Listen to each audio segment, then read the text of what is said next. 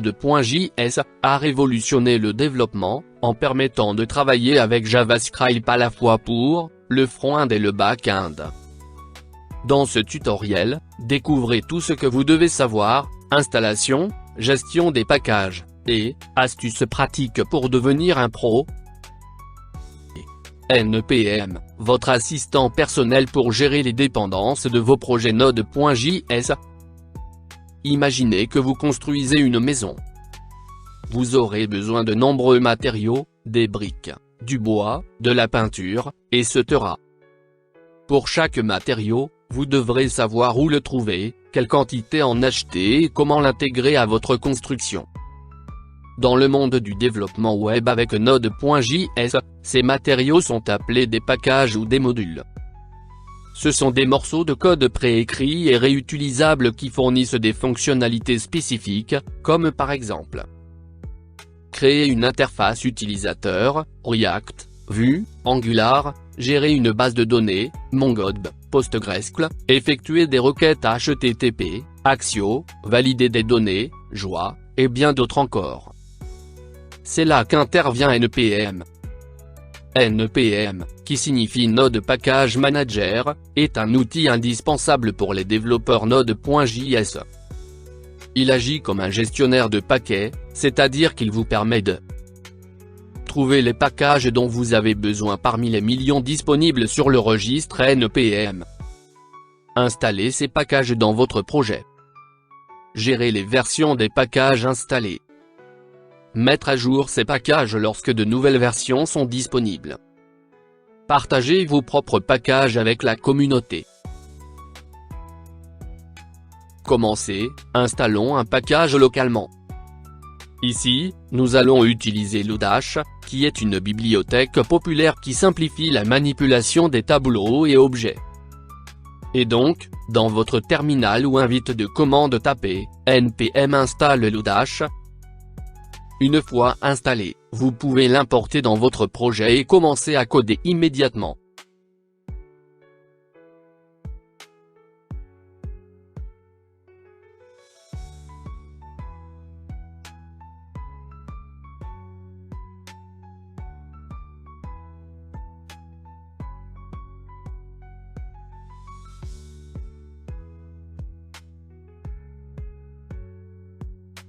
Une fois installé, vous pouvez l'importer dans votre projet et commencer à coder immédiatement. Pour ce faire, ouvrez votre éditeur de texte, un nouveau fichier et tapez ce code.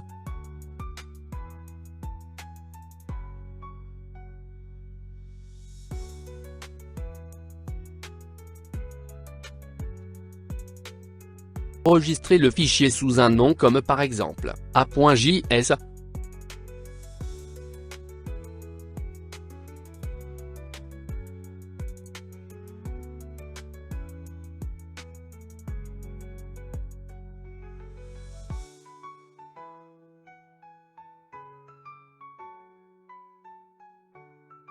Ainsi une explication ligne par ligne du code JavaScript fourni.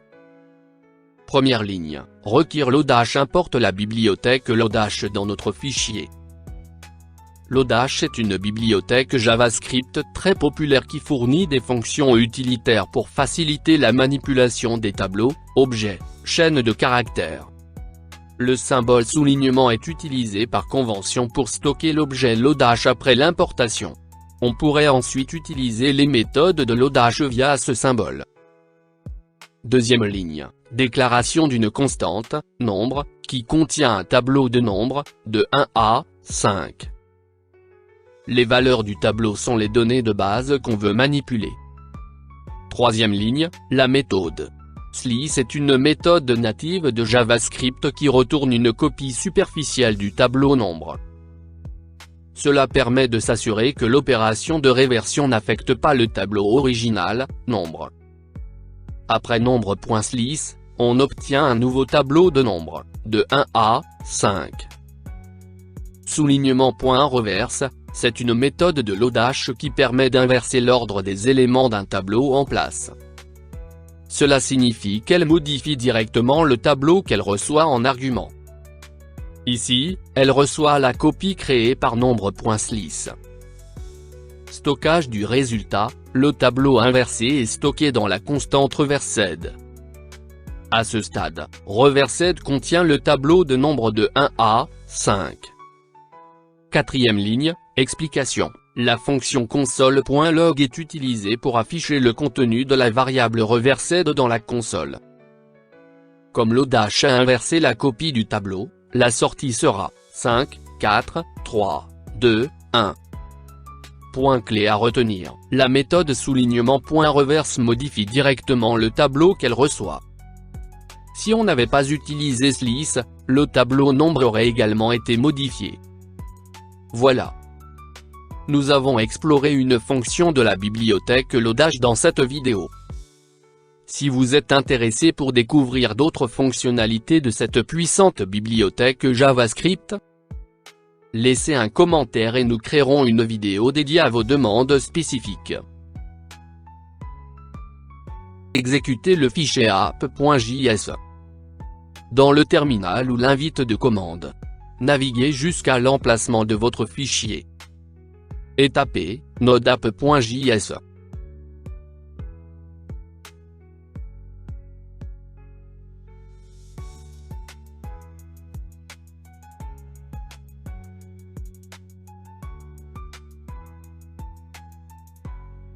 En exécutant le fichier app.js, vous constatez la sortie du tableau inversé.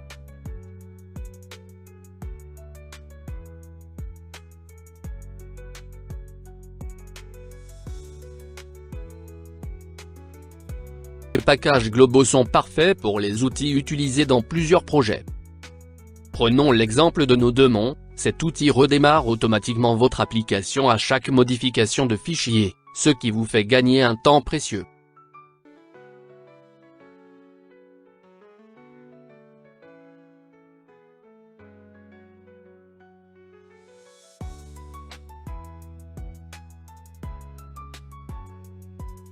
Voilà, après l'installation du module de Node.js, revenez à votre invite de commande, puis naviguez jusqu'à l'emplacement de votre fichier a.js, celui que vous avez créé précédemment. Puis tapez Nodemon a.js.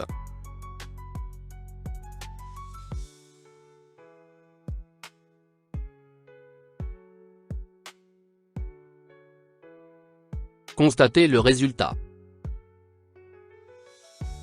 Maintenant allez dans votre éditeur de texte et modifiez-le comme vous voulez, moi j'ajoute le nombre 6 dans le tableau nombre.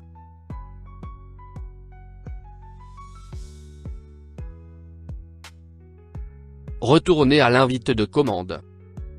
Vous constatez que le fichier a.js a été exécuté sans avoir besoin de l'exécuter de nouveau.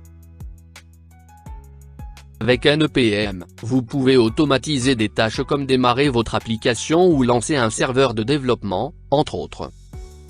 Ajoutez simplement des scripts à un fichier package.json et exécutez-les avec une seule commande. C'est simple et efficace. Pour ceci, dans votre éditeur de texte préféré, ouvrez un nouveau fichier et tapez-y le code suivant. Puis, enregistrez le fichier dans le dossier, c:/user/ votre nom musée sous le nom, package.json.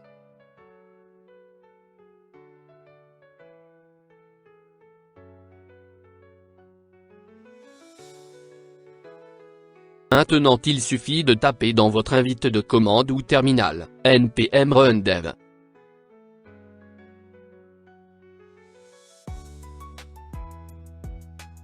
Pour garder votre projet propre et fonctionnel, désinstallez les packages inutilisés avec npm uninstall et utilisez npm prune pour supprimer les dépendances inutilisées. Voilà, vous êtes prêt à tirer le meilleur parti de Node.js et npm. Lancez-vous, expérimentez, et surtout, amusez-vous en codant. Pensez à télécharger le fichier texte contenant les codes complets en description et abonnez-vous pour ne manquer aucun tutoriel. Et si vous avez besoin d'un tutoriel, laissez-nous votre proposition dans le commentaire.